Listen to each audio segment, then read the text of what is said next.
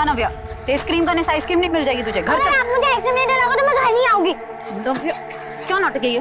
बाप बेटी ने जैसे कसम खा रखी है मुझे तंग करने की। घर चल, फ्रिज में बंद करके तेरी आइसक्रीम बनाती हूँ। घूर क्या रही है? नजर नीचे कर।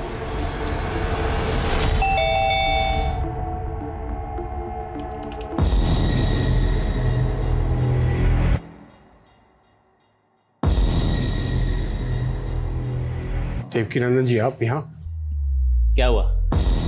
ज्यादा खुश नहीं लग रहे हमें देख के। देखिए देवकीनंदन जी आप यहाँ पर क्यों आए हैं? और आप ये क्या है? ये सब बंदूक? बिना बंदूक चलाए भी हम जख्म दे सकते हैं साहित्य श्रीवास्तव जी, ये तो आपने देख ही लिया है। खैर अपनी गलती का एहसास हुआ ना, आगे से देवकीनंदन का कोई भी टेंडर रिजेक्ट मत करना। अगर दोबारा पेपर्स पूरे नहीं हुए तो मैं वही करूंगा जो पहले किया था। अरे ये तो सोचो, अगली बार हम क्या कर सकते हैं तुम्हारे साथ। कोई चिंता विंता है कि नहीं फैमिली की? साहित्य तुम्हारी भाभी जी राम राम। मीना यही नाम है ना आपका? आई छुटकी का नाव्या। देवकीनंदन जी रुकिए। सब कुछ जानते हैं हम तुम्हारे बारे में। रामदीन चॉकलेट दो बच्चे को। ना इसकी कोई जरूरत नहीं। अरे जरूरत है, लो बेटा। साहित्य जी नया टेंडर खुल रहा है, इस बार थोड़ा ध्यान रखिएगा। आप भी ध्यान रखिएगा, अगर पेपर सही नहीं हुए तो इस बार भी टेंडर हाथ से जाएगा, समझ लीजिए। ऐसी गलती मत करना, इस बार बहुत कुछ तुम्हारे हाथ से चला जाएगा जो कभी लौट के वापस नहीं आएगा, समझे? सत्यवादी हरिश्चंद्र की छठी औलाद समझते हो तुम खुद को? क्यों नहीं हो नव्या? बाहर अरे चुप कर तुम। सुन लेगी वो। ईमानदारी के नाम पे क्या मिला आज तक? हाँ, ट्रांसफर और डिमोशन। अरे 12 साल की शादी में 15 बार तो तबादला हो चुका है। भारत भ्रमण करने के लिए शादी की है क्या तुमसे? चैन से एक घर में नहीं रह सकते और ऊपर से ही धमकियां मिल रही है। तुम दोनों को कुछ नहीं होगा, मैं हूं ना। हाँ तुम हो, और ऐसे हो, उसी का तो रोना है। देखो साहित्य, मैं बता देती हूँ, अगर तुम्हारी वजह से मुझ पर या नव्या पर कोई भी आंच आए ना तो मैं छोड़ूंगी नहीं तुम्हें। मीना मैं भी तो ये चाहता हूँ कि तुम मुझे कभी ना छोड़ो। साहित्य तुम ना ये। अच्छा ठीक है, गुस्सा मत होना प्लीज। अरे हाँ सुनो, आज रात को ना मेरी बॉस अर्चना मैडम आएगी खाने पे, तो मैं तुझे थोड़ी देर पहले नहीं बता सकते थे? अब आधे दिन में ये घर की सफाई, घर का खाना कैसे करूंगी मैं सब? मैं हूं ना, मैं मदद करूंगा तुम्हारी। चलो चलो मैं अब करता हूँ। देखो ये लोग कितने तमीज से सब बातें सुन रहे हैं।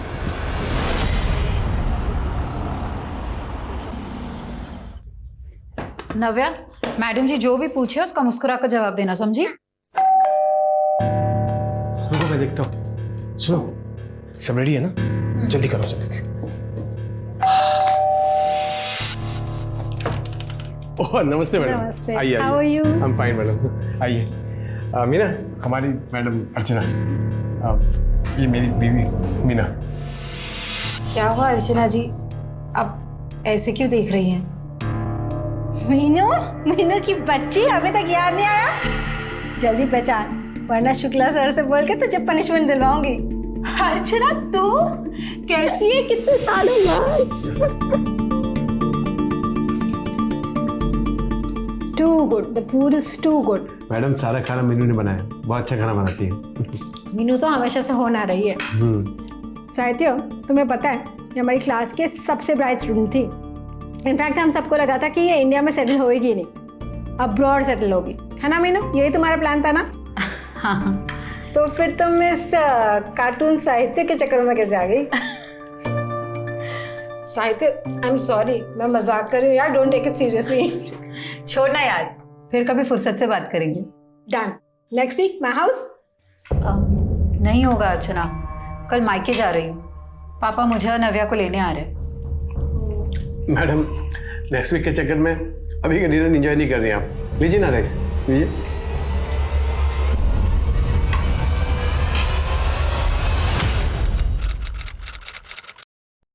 पावर ऑफ अटॉर्नी कहते हो उसे पापा? वही पावर ऑफ अटॉर्नी। तो वकील साहब ने वो बना लिया है, मैंने बैंक पे बात भी कर ली है, और सिर्फ तेरा सिग्नेचर हो गया कि हमारा जॉइंट अकाउंट खुल जाएगा। फिर कल मैं अगर नहीं भी रहा तो मेरी जगह तू सारे फैसले ले सकती है। पापा, ऐसी बातें मत करो ना आप। मुझे चिप्स चाहिए। चुप कर, जब देखो तब जंक फूड खाना है तुझे बस। अरे इतना लंबा सफर है, भूख तो लगेगी ना। मैं कुछ ना कुछ ले आता हूँ, अभी बस आने में 10 मिनट है। नाना जी मैं भी चलूं आपके साथ? कोई जरूरत नहीं है, मैं जानती हूँ तुझे क्यों जाना है, बदमाश। पापा आप ले आइए, हम यही है। चल बैठ। भैया 2 चिप्स देना।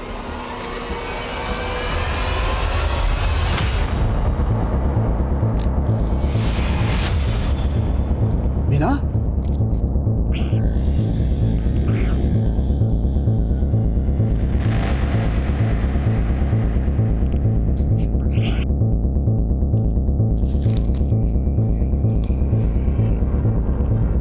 आप जिस नंबर को डायल कर रहे हैं वो इस समय स्विच ऑफ है। फोन क्यों ऑफ आ रहा है?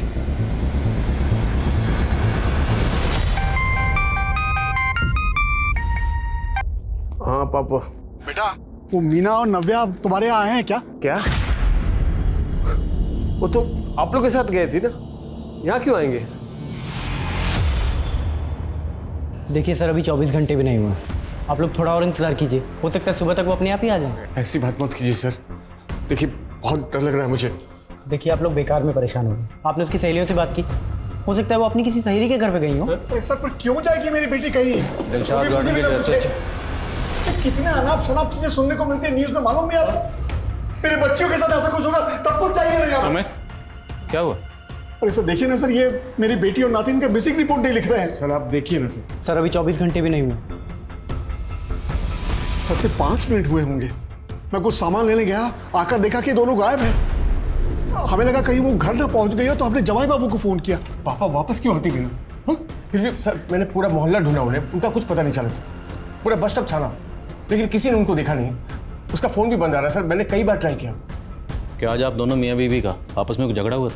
नहीं सर, हमारा कोई झगड़ा नहीं हुआ था, वो तो बहुत खुश थी। आप पापा से पूछिए ना। पापा पापा, हाँ आपने मीना को कुछ कहा क्या? नहीं सर। अच्छा ठीक है, जहाँ से दोनों गायब हुई थी आप इनके साथ जाइए, इन्हें वो जगह दिखाइए। गाड़ी रोको, यहीं रोको।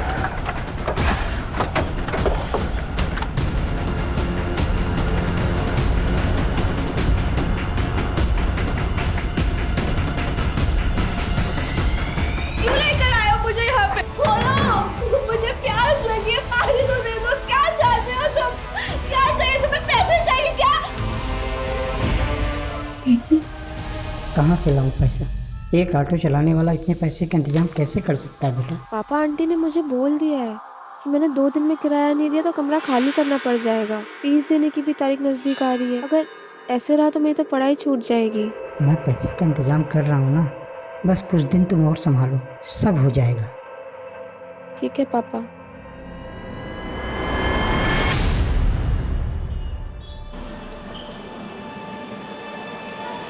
पलक, आई एम रियली सॉरी कि लैंडलॉर्ड ने निकाल दिया तुम्हें, पर हॉस्टल के कुछ रूल्स होते हैं। फर्स्ट ईयर के स्टूडेंट को हॉस्टल में कमरा नहीं मिलता। मैं चाह कर भी कुछ नहीं कर सकता। विजय सर, आप प्रोफेसर हैं, अगर आप चाहें तो कुछ भी कर सकते हैं। मुझे सिर्फ एक लेटर लिख के दे दीजिए तो मेरा दाखिला हो जाएगा, और आप जो बोलोगे ना मैं करने के लिए तैयार हूँ, लेकिन प्लीज सर हेल्प मी। हाँ मैं देखता हूँ। थैंक यू सर, आप नहीं होते तो पता नहीं मेरा क्या होता। Thank you. हो जाएगा तुम्हारा एडमिशन। Okay sir. थैंक्स अक्षम, तुम नहीं होते तो क्या होता मेरा। बस क्या पता, तुम्हारे लिए तो मैं कुछ भी खरीद सकता हूँ, किताबें क्या चीज़ है।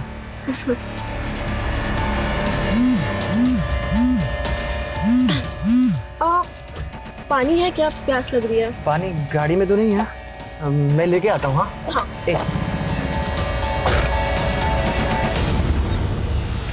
हेलो विजय सर, कैसी हो? वो गिफ्ट कैसा लगा मेरा? बहुत अच्छा, आपका दिया हुआ टॉप पहन के आई हूँ। अच्छा sir, call you at night. या ओके, बाय।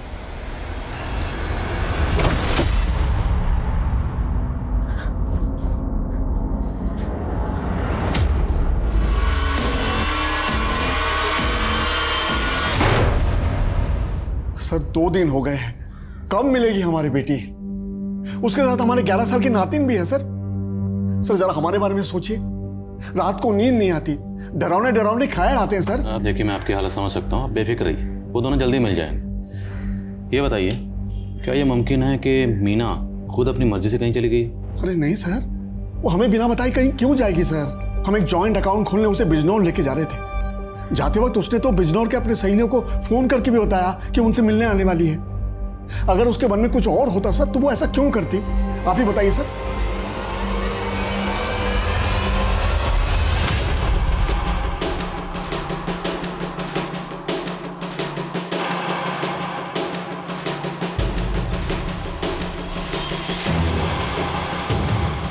अब साहिद के बारे में क्या बताओ साहब, 15 दिन पहले यहाँ आए रहने के लिए अपनी पत्नी और बेटी के साथ। ये साहित्य की पत्नी मीना, इनका बिहेवियर कैसा था? मीना भाभी बहुत भली थी, लेकिन उनकी बेटी बहुत जिद्दी थी।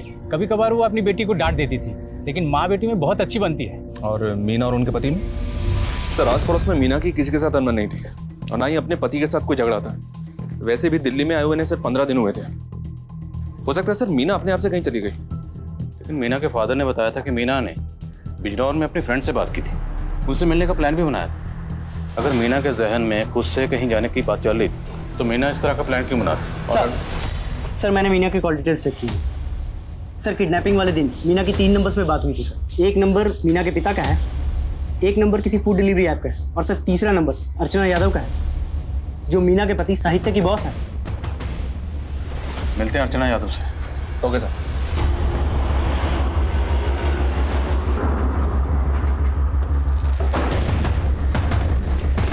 वैसे साहित्य काफ़ी सीधा इंसान है। काम के मामले में उससे ज़्यादा सीरियस और ऑनेस्ट इंसान मुझे आज तक कहीं नहीं दिखा। एक जगह SEETAPUR लिखा है सीतापुर। Yes sir. और ये देखिए एक जगह SITAPOOR लिखा है सीतापुर। सर पर नाम तो दोनों एक ही है ना? नाम एक है, पर बहस मत कीजिए, कल आइए ना। सर ये मेरा एप्लीकेशन। सॉरी सर, 4 बजे तक का वक्त था, यू आर लेट, कल आइए आप। सर ऐसा मत कीजिए, 4 बज के 1 ही मिनट तो हुआ है, मेरा बॉस मुझे नौकरी से निकाल देगा। देखिए सर, मैं कुछ नहीं कर सकता हूँ, रूल्स आर रूल्स, प्लीज कल आइए। तब तो साहित्य ने अपने इस रवैये की वजह से, जिस तरह से आप बता रही हैं कि एकदम रूल रेगुलेशन फॉलो करता है, काफ़ी लोगों को नाराज़ किया होगा, काफ़ी लोग उसे नापसंद करते होंगे। जी सर, इनफैक्ट उस पर एक इंक्वायरी भी चल रही है। जब वो लखनऊ में पोस्टेड था तब से। ऐसी इंक्वायरी? किसी ने कंप्लेंट कर दी ईडी को कि इसने रिश्वत ली है। अच्छा, जिस दिन साहित्य की बीवी मीना गायब हुई, मीना ने आपको कॉल किया था, क्या बात हुई थी? वो एक्चुअली अपने सारी फ्रेंड से मिलना चाह रही थी। उसने मुझे भी कन्विंस करने की कोशिश की कि मैं बिजनौर आ जाऊँ, बस यही बात हुई थी। मैम आपको क्या लगता है, साहित्य की वजह से इतने लोगों का काम अटका, टेंडर कैंसिल हुए, क्या उनमें से कोई साहित्य के परिवार के साथ ऐसा कुछ कर सकता है? सो पॉसिबल है। जब वो लखनऊ में पोस्टेड था, हो सकता है उसने दुश्मनी मोल ली हो किसी से और उसी ने ये किया हो। शर्मा सर, लखनऊ जाओ। लखनऊ में साहित्य जहाँ पोस्टर था, वहाँ रहते हुए उसने जितने भी टेंडर रिजेक्ट किए थे, सबकी लिस्ट बनाओ। Right sir. और सर ये साहित्य लखनऊ में जहाँ रहता था वहाँ भी इंक्वायरी करता हूँ। अगर वहाँ पे इसकी किसी के साथ दुश्मनी होगी तो इसके आस पड़ोस में कोई तो जानता होगा इसके बारे में। करेक्ट, पता करो sir.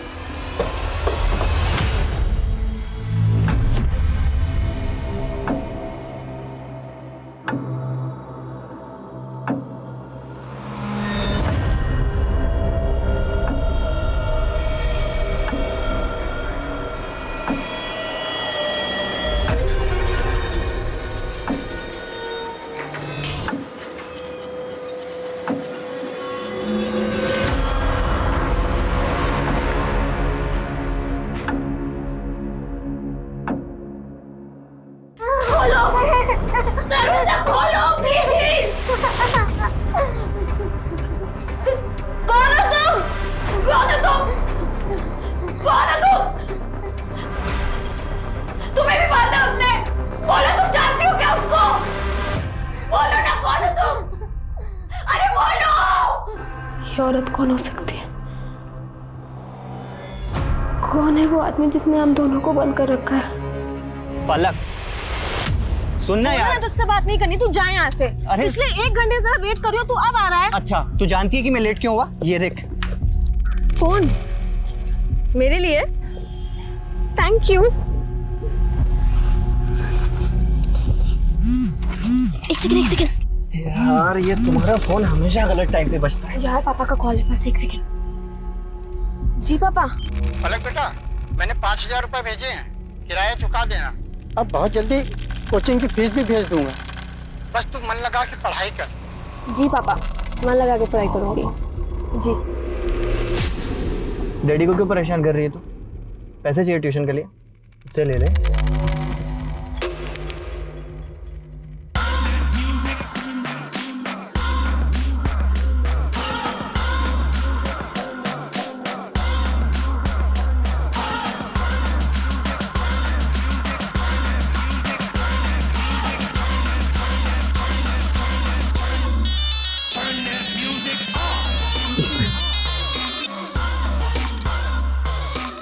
Hey, hi. Hi. You're looking damn hot, huh? You also looks fine. Biceps अच्छे बनाए। Thank you. You can touch if you want.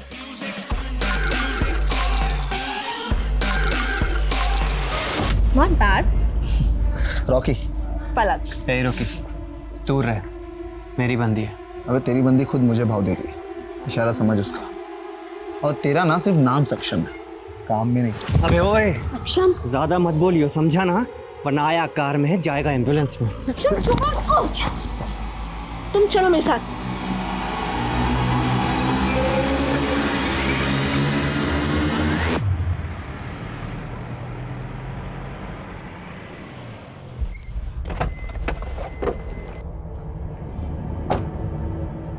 वो रॉकी तो कमीना है, लेकिन तुम्हें उससे चिपकने की क्या जरूरत थी?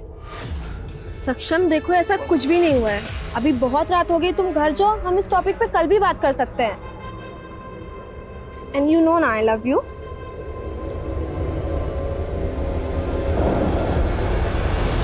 अब तुझे दिखा दो यहाँ से एम्बुलेंस में कौन जाएगा साले। आजा साले। ए, रुको, क्या गुंडागर्दी है ये? बुलाऊं मैं पुलिस को?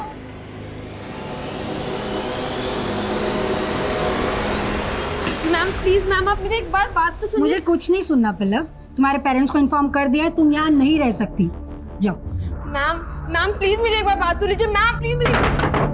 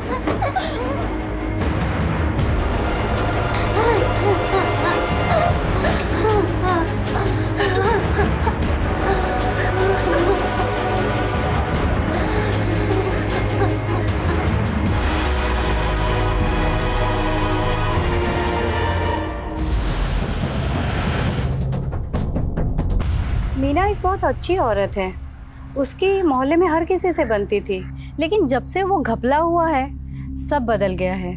कैसा घपला? मोहल्ले में कुछ 30 औरतों ने मिलकर एक बीसी शुरू की थी। हर महीने उसमें 500 रुपए डालते थे। कांता नाम की एक औरत थी जो इस सब का रिकॉर्ड रखती थी। कांता और मीना इन दोनों की आपस में बहुत अच्छी बनती थी। एक दिन कांता गायब हो गई और फिर नंदिनी के पति योगेश ने बहुत बवाल खड़ा किया था। झूठ मत बोल मीना, तू भी मिली हुई है ना उस कांता से? तेरे भरोसे पर अपनी सारी बचत के पैसे जमा किए थे हमने। योगेश भाई, कांता ने धोखा दिया, उसमें मेरी क्या गलती? मेरे पहले से वो यहाँ रहती थी ना, आप सब तो जानते थे उसे। लेकिन तुम लोग गुपचुप तरीके से मिलते थे। कांता के गायब होने से पहले भी तुम उससे मिली थी एक बार। अरे लेकिन उसका मतलब ये तो नहीं कि मतलब कुछ नहीं, हमें हमारे पैसे चाहिए बस। मेरे पास कोई पैसे नहीं है योगेश। पैसे वापस कर मेरे, मुझे नहीं पता। पैसे वापस कर, पैसे वापस कर मेरे, पैसे वापस कर, पैसे वापस कर, मुझे मेरे पैसे वापस कर, मुझे नहीं पता। मेरे पैसे वापस दे, मेरे पैसे वापस दे, पुलिस को पैसे वापस दे, पैसे वापस कर मेरे। ये योगेश रहता कहाँ है? वो सब तो कुछ महीनों पहले दिल्ली शिफ्ट हो गए। ये योगेश दिल्ली में कहाँ रहता है पता है आपको? नहीं, ये तो नहीं पता।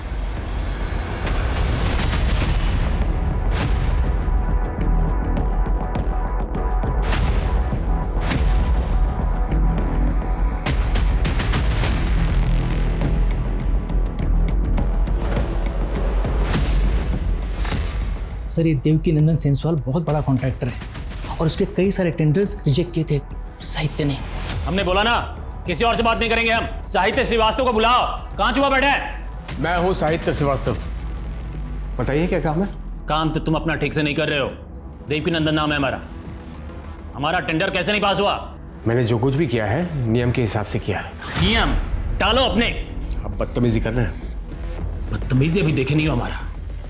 अरे जो बार बार नियम नियम कर रहे हो ना, ये नियम तुम्हें बहुत जल्द यम के पास ले जाएगा। मैं आपकी धमकी से डरने वाला नहीं हूं। अब देखना, तू डरेगा भी और रोएगा भी। और यही हुआ सर, क्योंकि उसके बाद साहित्य पे ईडी में फाइल कंप्लेंट की गई और उसे सस्पेंड भी कर दिया गया। और ये सब देवकी नंदन की धमकी के बाद हुआ? जी सर, लेकिन इतना ही नहीं हुआ सर, उस पर हमला भी हुआ था। साला ज्यादा हीरो बनने का शौक ही तेरे को। साहित्य पे वो हमला देवकी नंदन ने करवाया था। और इसी के बाद साहित्य का ट्रांसफर दिल्ली हुआ? जी सर, उसने साहित्य का ट्रांसफर दिल्ली इसलिए करवाया ताकि वो उसे ह्यूमिलेट कर सके। तो साहित्य पे ये हमला हुआ कहाँ था? सर यही ऑफिस के सामने वाली लेन में।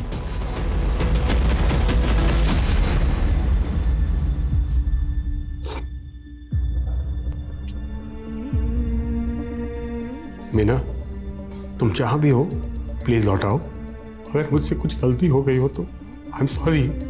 प्लीज नव्या को लेकर आ जाओ प्लीज। मैं क्या करूं मीना? मैंने पुलिस को फोन करके शिकायत दर्ज की ना, अब वो देख लेंगे योगेश को। अब ये सामान अंदर रखो प्लीज। अरे कैसे मर्द हो तुम? तुम्हारी बीवी पे हमला हुआ, मेरी जान जा सकती थी, मेरा गला दबाया गया। वो तुम्हारा खून नहीं खोला मुझे देखकर। क्या करूं? वो पुलिस का काम है, पुलिस को करने दो। देखो मैं कानून हाथ में नहीं ले सकता। ये सब बंद करो प्लीज, सामान अंदर रखो। जो आदमी अपनी पत्नी की रक्षा नहीं कर सकता, ऐसे पति के साथ मुझे नहीं रहना। चल नव्या। जिद मत करो प्लीज, रुक जाओ। चल नव्या। मीना प्लीज रुक जाओ। मीना प्लीज रुक जाओ। मीना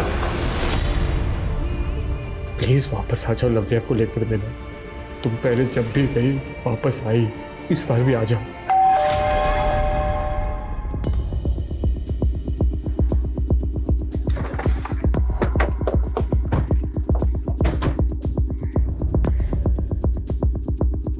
अशोक, क्या कर रहे हो?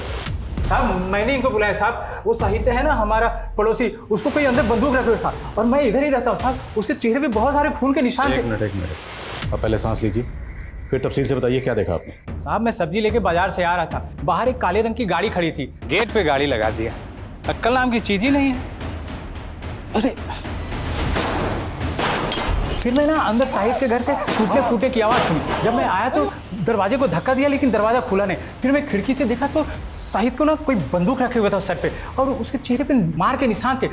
ये देख के डर गया साहब। फिर मैं जाके हवलदार साहब को बुला के लाया। जब मैं आया तो देखा दरवाजे में ताला लगा हुआ और वो काले रंग की गाड़ी भी गायब थी। वो जो काले रंग की गाड़ी थी उसका नंबर याद है आपको? साहब नंबर तो याद नहीं, लेकिन हाँ यूपी का नंबर प्लेट था। इस विंडो से देखा था आपने? हाँ साहब।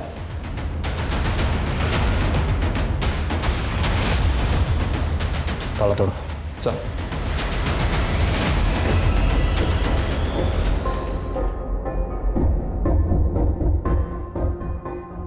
सर इतने खून के धब्बे? साहित्य को बहुत बुरी तरह से पीटा होगा उसने। पहले साहित्य की बीवी और बेटी को गायब किया गया। मुमकिन है ये सब किसी एक ही शख्स का काम हो, पर ऐसा कौन है जो साहित्य और उसके परिवार के पीछे इतनी बुरी तरह से पड़ा हुआ? साहित्य के गायब हो जाने से ये गुत्थी और ज्यादा उलझ गई थी। देवकी नंदन और योगेश दोनों पुलिस के प्राइम सस्पेक्ट्स थे, लेकिन दोनों गायब थे। पुलिस उन्हें ढूंढने की कोशिश कर रही थी। साहित्य पर जिसने हमला किया था पुलिस को उसकी भी तलाश थी। पुलिस को शक था कि देवकी नंदन ने उसे हायर किया था इस काम के लिए। लेकिन जब सच सामने आया तो न सिर्फ पुलिस के सारे अनुमान गलत साबित हुए, बल्कि जो सामने आया वो किसी की भी सोच से परे था। लेकिन उस समय पुलिस की सबसे पहली प्रायोरिटी थी मीना और नव्या को ढूंढना।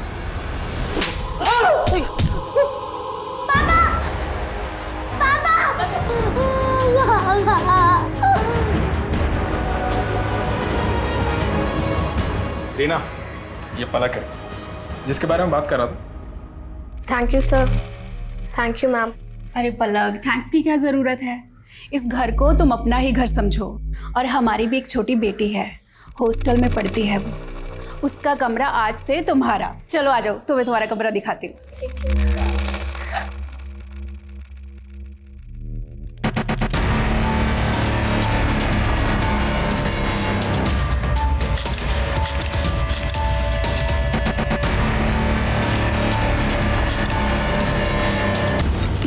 पैसे चाहिए थे, शॉपिंग करनी है, देना जरा। यार इस महीने बहुत खर्चा हो गया, नेक्स्ट मंथ। तुम ना हर महीने ऐसे ही करते हो, इस बार तो मैं खर्चा कर देती हूँ और मंथली खर्चे के साथ मुझे मेरे पैसे वापस चाहिए। हाँ हाँ ठीक है, ले लेना। विजय सर 2000 रुपये ले रही हूँ, ज़रूरत है मुझे। Thank you. पलक, ये लास्ट टाइम है, इसके बाद ये सब नहीं होना चाहिए। ओह अच्छा, फोटोज भूल गए क्या आप सर? देखा, तो आपकी ज़रूरत पूरी हो रही है मुझसे और मेरी ज़रूरत पूरी हो रही है आपसे। तो अगली बार कुछ बोलने से पहले सोच लीजिएगा कि कहीं ये फोटोज मैंने आपकी वाइफ और बेटी को दिखा। नहीं औकात मेरे जान से मार दूंगा। विजय सर, क्या कर रहे हो? छोड़ मुझे। विजय, क्या कर रहा है ये तू? मैंने कुछ नहीं किया, ये पकड़ के खींची मुझे वहाँ। नौटंकी बहुत बड़ी। ये इतने दिनों से मुझे ब्लैकमेल करके मेरे साथ गलत काम कर रहे थे। मेरे पास फोटोज है और जब आज मैंने उनके साथ ये सब करने के लिए मना किया तो रहने का ठिकाना दे। घटिया आदमी। छोड़ूंगा नहीं तुझे।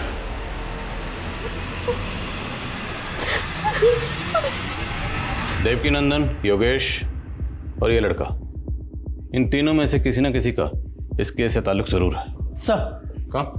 सर मैंने साहित्य के घर और किडनैपिंग एरिया दोनों जगह के डम डेटा स्कैन किए। सर वहाँ पे 3 नंबर्स ऐसे मिले हैं जो मीना के गायब होने के वक्त भी वहाँ एक्टिव थे, और सर जब कल साहित्य गायब हुआ तब भी वहाँ एक्टिव थे। सर पहला नंबर ये विजय तिवारी है सर, लखनऊ का रहने वाला है। सर्विस प्रोवाइडर को जो इसने एड्रेस दिया था सर अभी ये वहाँ नहीं रहता है। और सर दूसरा नंबर इस देवकीनंदन का है, और सर तीसरा नंबर इस लड़के का है, सक्षम नाम है सर इसका, और ये भी लखनऊ का रहने वाला है। इस सक्षम का एड्रेस लोकल पुलिस को दो और देवकीनंदन और योगेश उठाओ दोनों को। सर साहब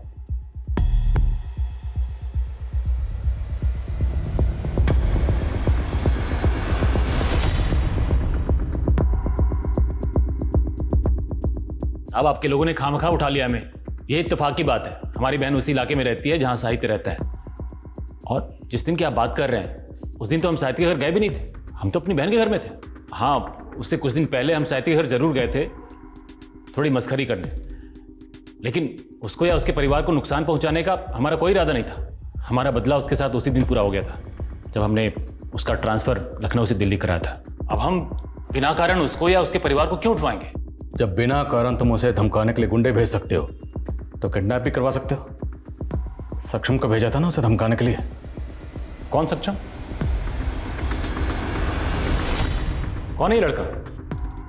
कसम से हम पहली बार देख रहे हैं इसको। जब तक सच नहीं बोलोगे हमें तुम बार बार देखोगे। दिखाओ जरा से। साहब मुझे तो पता भी नहीं था कि साहित्य और मीना दिल्ली में है, और गुस्सा तो मीना को लेकर था साहब। मैं उसकी बेटी को क्यों उठाऊंगा साहब? इसको ही भेजा था ना तूने साहित्य को पीटने के लिए? नहीं साहब, मैं इसे नहीं जानता साहब। तोड़े से। सर ये योगेश और देवकीनंदन दोनों एक ही बात पर अड़े हुए हैं, कुछ नहीं बोल रहे। सर एक कॉमन लिंक मिला है सर, साहित्य के मोहल्ले की एंट्रेंस में एक सीसीटीवी है सर। जिस दिन साहित्य गायब हुआ था उस दिन वहाँ पे एक ब्लैक कलर की कार को स्पॉट किया गया था, ये देखिए सर। और सर सेम कार को उस बस स्टॉप पे भी स्पॉट किया गया था जहाँ से मीना गायब हुई थी। सर मैंने नेबर से क्रॉस वेरीफाई किया, ये वही कार है जो साहित्य के घर के बाहर खड़ी थी। सर ये उस कार के ओनर की डिटेल्स हैं। यूपी का नंबर और विजय तिवारी के नाम पर रजिस्टर्ड है। विजय तिवारी? एक मिनट सर, साहित्य के एरिया में जो 3 नंबर एक्टिव थे उसमें 1 नंबर विजय तिवारी का था। लखनऊ पुलिस की मदद लो, ये विजय तिवारी इस खेल का मास्टरमाइंड हो सकता है। Sir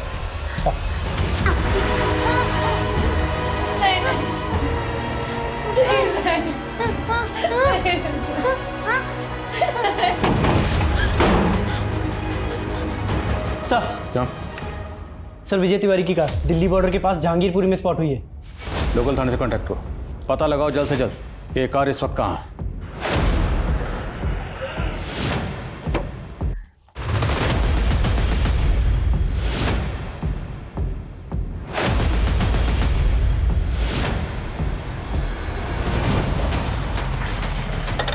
Jain sir.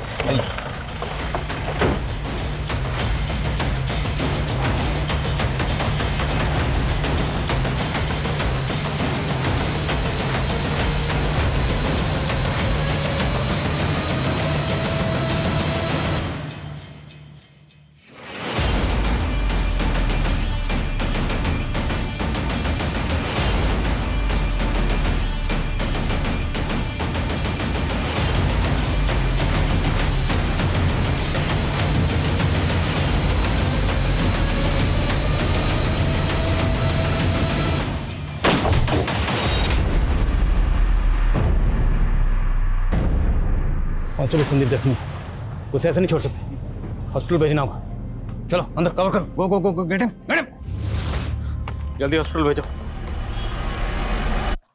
विजय, फायर मत करो।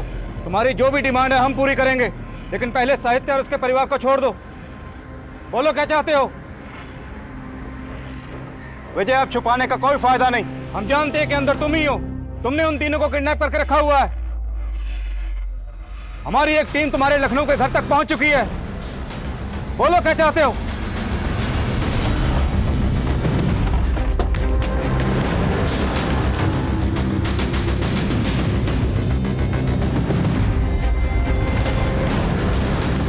अच्छा किया आप लोग आ गए, मैं आप ही को फोन करने वाला था।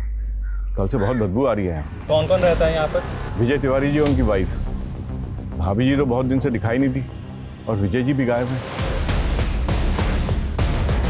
विजय, मुझसे बात करो, अपनी डिमांड बताओ, लेकिन पहले साहित्य और उसके परिवार को छोड़ दो। विजय, बोलो क्या चाहते हो तुम? Talk to me.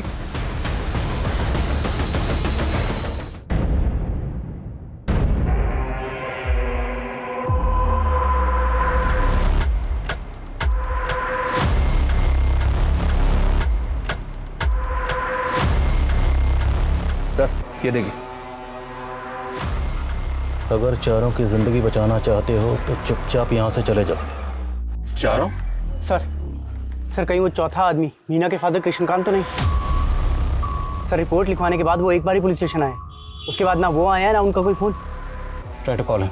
सर मैं एक टीम पीछे ले जाकर घर के अंदर घुसने की कोशिश करता हूँ। नो नो नो, हम रिस्क नहीं ले सकते।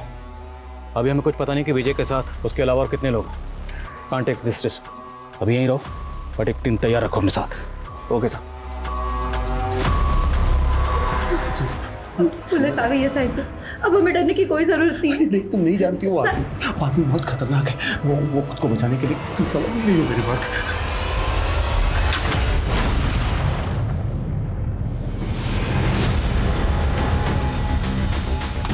सर, हम गलत सोच रहे थे।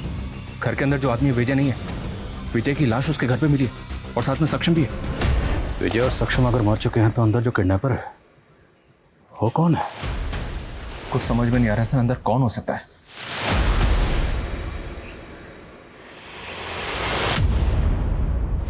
ऐसा Sure.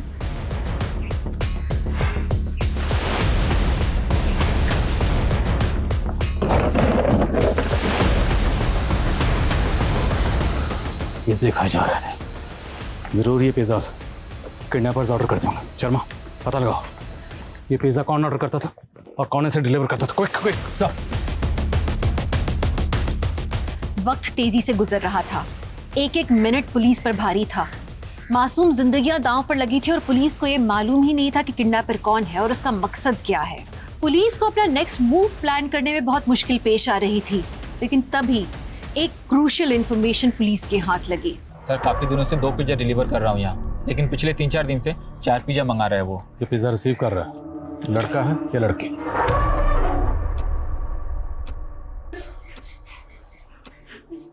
नव्या, चुप रहना, यही रहना, ठीक है?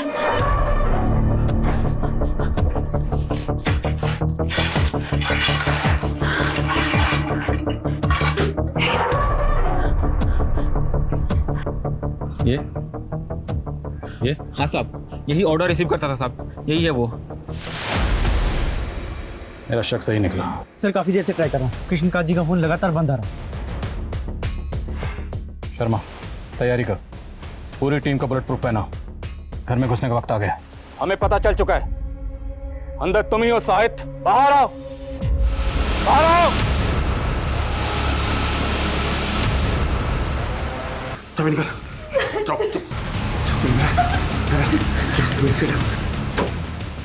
साहित्य, चुप क्यों हो?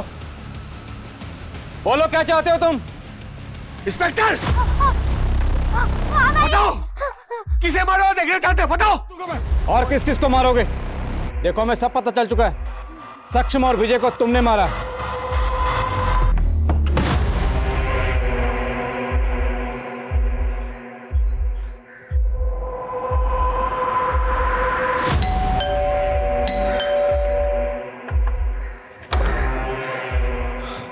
पलक यहाँ आई थी। ओह, तो पलक ने भेजा तुम्हें? नए पार्टनर उसके ब्लैकमेल करने आया मुझे। जाके बोल दो एक पैसा नहीं मिलने वाला। चलो निकलो। मैं सिर्फ ये जानना चाहता हूँ कि आपका रिश्ता क्या पलक से? क्या रिश्ता?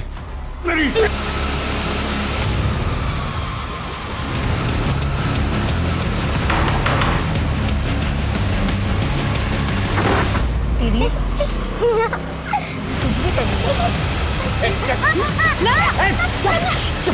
पीछे बैठ, पीछे बैठ।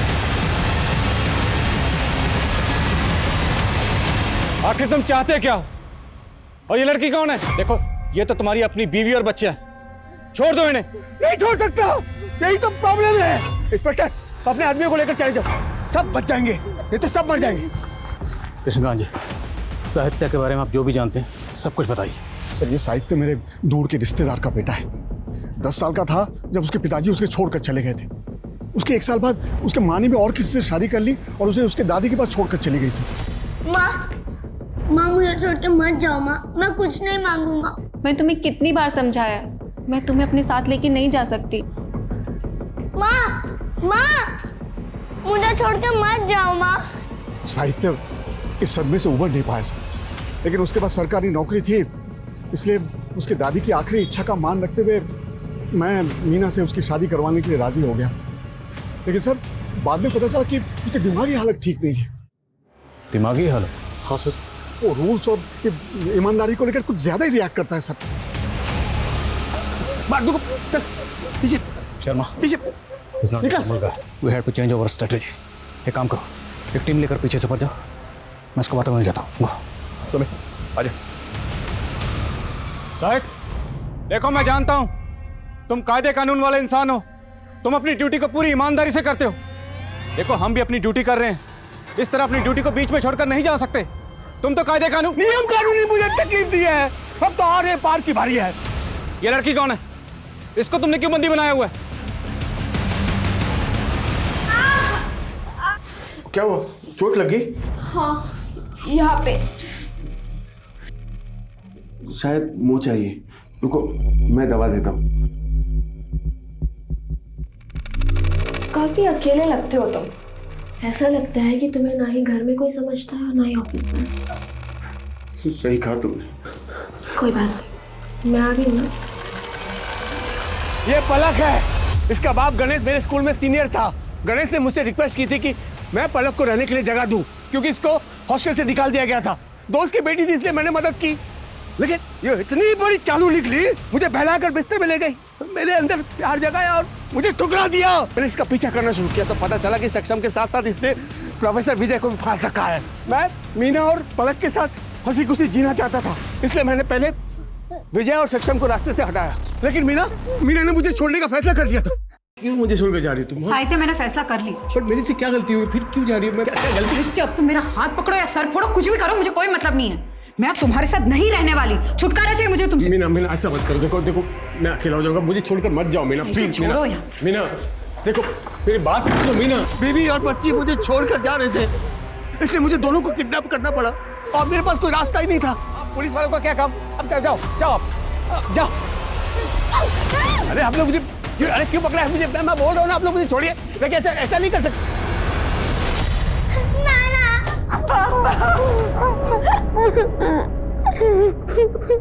साहित्य इस वक्त जुडिशियल कस्टडी में है और पुलिस जल्दी ही उसके खिलाफ चार्जशीट फाइल करेगी। साहित्य को पता लग गया था कि मीना उसे छोड़कर जाने वाली थी और पलक ने भी उसके साथ रहने के लिए इनकार कर दिया था। साहित्य मीना और पलक को अपना बनाकर रखना चाहता था और अपनी इस नामुमकिन सी ख्वाहिश को पूरा करने के लिए जो उसने रास्ता अपनाया वो न सिर्फ अनैतिक था बल्कि अमानवीय भी था। उसने उन्हीं लोगों की जान खतरे में डाली जिनसे वो प्यार करता था। तो अब मैं दिव्यांका त्रिपाठी दहिया लेती हूँ आपसे विदा। फिर मिलूंगी एक और हैरत अंगेज करने वाली कहानी के साथ। आप देखते रहिए क्राइम पेट्रोल सतर्क। जय हिंद।